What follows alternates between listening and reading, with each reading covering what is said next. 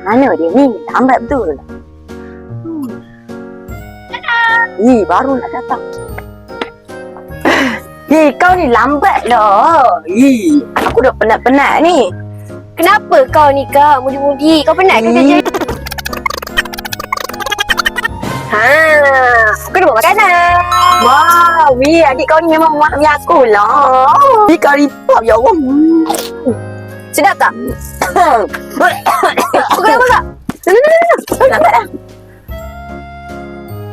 Apa kau ni tak sejuk lah yang ni? Tak sejuk? Lah. Aku tahu.